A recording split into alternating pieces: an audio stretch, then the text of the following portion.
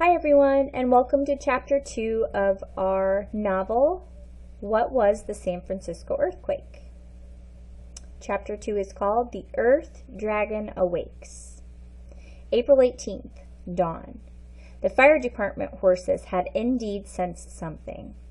At dawn, the earthquake began. It traveled at an average speed of more than 2 miles a second, about 7,000 miles an hour. It began 200 miles north of the city, breaking apart giant redwood trees as if they were matchsticks. It buckled steel railroad tracks, throwing a train into the air. On one farm, a cow was swallowed up by the earth as a crack opened and then closed again, leaving only the cow's tail showing. A ship 150 miles offshore rose out of the water. The captain and crew thought they had hit a whale. Then the quake reached San Francisco.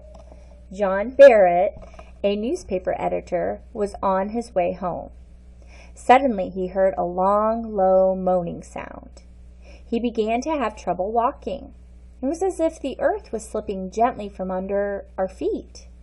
Then came a sickening swaying of the earth that threw us flat upon our faces. All around him, Barrett saw buildings rocking back and forth in what looked like a crazy dance. Big buildings were crumbling as one might crush a biscuit in one's hand. To live through a major earthquake is a terrifying experience. When the ground under you moves, where can you feel safe?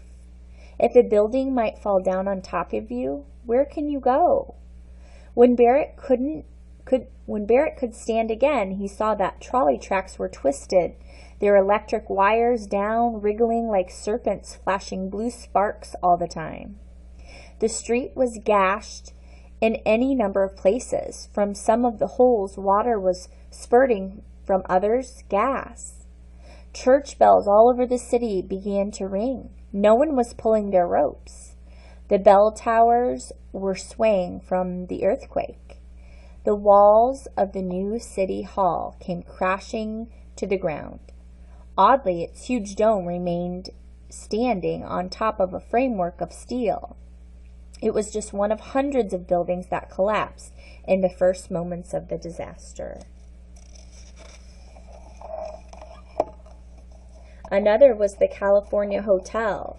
It stood next to the fire station where Chief Sullivan lived. In the first seconds of the earthquake, the chief rushed to his wife, who was asleep in the next room. It was pitch dark.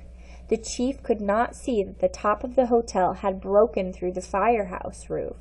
It had crushed down 3 more floors to the basement. Mrs. Sullivan's bed, with her in it, fell into the hole. So did the chief. The other firefighters hurried to rescue them. Mrs. Sullivan was not badly hurt. The mattress on the bed had saved her, but the chief was knocked out cold and was rushed to a hospital. The person who knew the most about earthquakes and fires was out of action. In Chinatown, the Lowe family lived above their restaurant. Mrs. Lowe was awakened by the rattling of pots and pans. She thought the cook was making breakfast. Then the brick wall next to her bed fell down. She scooped up her children and fled outside. People in the street were shouting, "De Long Ju Ah," which means the earth dragon awakes. That was what Chinese people called earthquakes.